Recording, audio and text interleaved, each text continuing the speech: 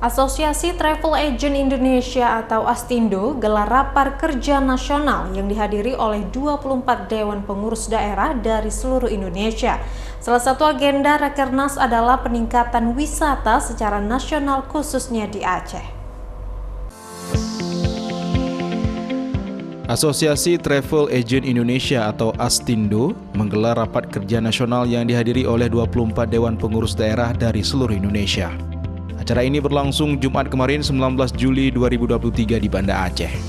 Rakernas dibuka dengan penembuhan rapai yang dilakukan oleh Ketua Dewan Pengurus Pusat DPP ASTINDO Pauline Harsono, Deputi Bidang Pemasaran Kemenparekraf, Nimade Ayu Martini, Inspektur Angkutan Udara Kementerian Perhubungan Sarbaini Barus, dan Asisten 1 Pemerintah Aceh. Ketua Dewan Pengurus Pusat DPP ASTINDO Pauline Harsono mengatakan, Rakernas ASTINDO tahun 2024 ini mengangkat tema membangun pariwisata berkelanjutan dan memperkuat travel agent di Indonesia.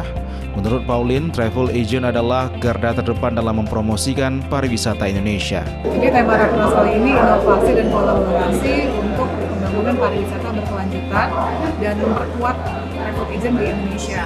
Karena kami merasa kalau kita tidak bisa berinovasi, kalau kita tidak kolaborasi dengan pihak-pihak lain, kita ini stuck di sini saja. Karena travel agent ini kan sebetulnya garda terdepan dalam mempromosikan pariwisata Indonesia. Nah, kami ini sudah sebelum COVID sebetulnya sudah terdisrupsi dengan digital teman-teman travel agent.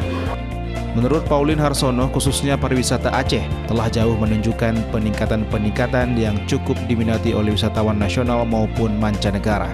Aceh punya banyak daya tarik untuk mengundang wisatawan, salah satunya wisata bahari seperti Pulau Weh Sabang.